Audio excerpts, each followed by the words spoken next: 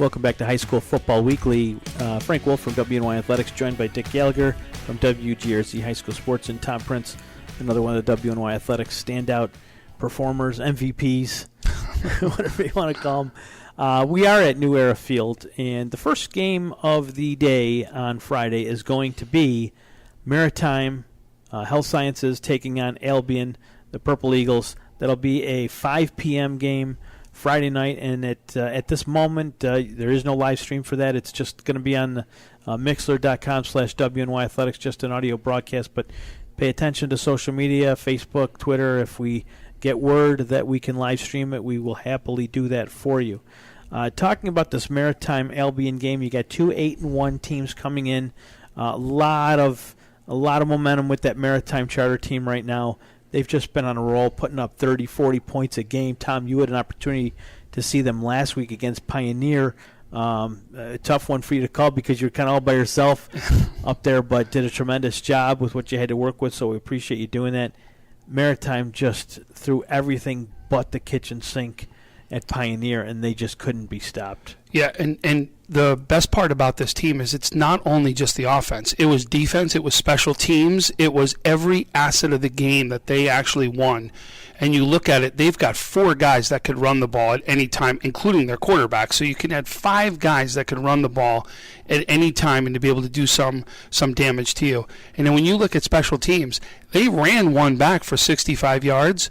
What wasn't talked about is there was a second one that was run back in that game from a special teams that got called back due to a penalty. So you're talking about not only from, an offensive standpoint, can they put numbers up on the board, but you better not take them lightly in special teams, and defensively they got everything that it takes right now. They're just littered with explosive players on all 3 facets of the game, all 3 sides of the ball, if you will. Ty Parker's done a very good job in taking over the head coaching position from Charlie Comerford.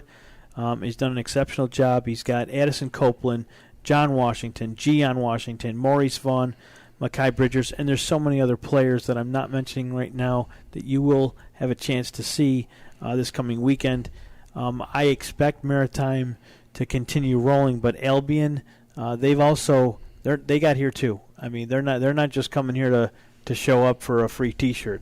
They're coming here to play, and I know we didn't get a chance to talk to Adam Krenning, but he is a very, very serious coach, and he's got those kids playing at a very high level as well. They just beat Olean 21-14, 17-14 the week before against Tonawanda, and then 23-6 over Medina heading into the playoffs was their last regular season game.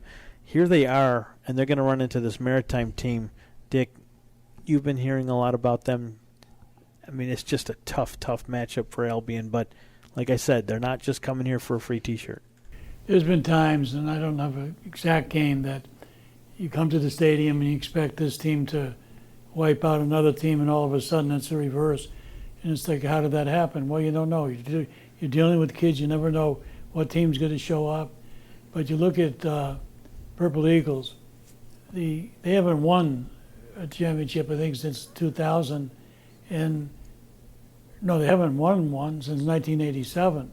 And take a look at Dick Domenico and the record that they had. But Adam Krenning's done a good job.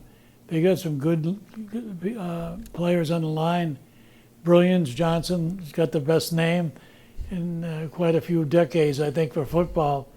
But I just think right now, the way Western New York Maritime Health Sciences is dominated, they're going to be tough to stop. You take away the 40 points that Canisius scored on them, shutting them out, and showing how good Canisius and other Catholic schools play. Yeah. You take a look at what they'll do is they have so much athleticism, so much talent. Copeland, he'll be going big time. Who knows if a few other kids aren't going to go big time. They have all the attributes, speed, talent, energy, vertical leaps, and they play as a team. They're football players. I mean, they're athletes, but these athletes are football players. They just have a nose for the ball. They're quick to the ball. It's not like 1 or 2 guys going and chasing a kid down. It's like all men attack the football at all times. That's like Charlie Comerford, old school football right there. There's a lot of Charlie. He has his fingerprints all over his team. Not taking anything away from Ty. He's doing a phenomenal job. But that's just a tremendously physical football game, and I expect it to be a very tough game for Albion. But like you said, Dick, how many times have teams come in here we expected just a couple? We just talked to Franklinville-Elkville coach not too long ago. A couple years ago, they came here. We expected them to just crush Maple Grove. Well, no one told Maple Grove they were supposed to get beat bad. Maple Grove won. Or Maple Grove Bennett back in the day. Yeah. That was a big one. But I will say this. Look for the quarterback play at Albion. Thomas Formansky can throw the ball. This is a kid from a baseball standpoint that can throw the ball 87 miles an hour right now. He's a gunslinger. He can throw the ball. Do not estimate what Albion can do from an offensive perspective, and especially what he does from a leadership perspective. He's a quiet leader, and he actually does it by example out on the field. Do not put down that or don't underestimate what this Albion team can do, led by the quarterback, Thomas Formansky. So that'll do it on the Maritime Albion football game. We're going to talk about many other games in just a few moments. You'll hear from Eric Rupp. You'll hear from Craig Dana, a number of different coaches from around Section 6 who are playing this weekend here at New Era Field.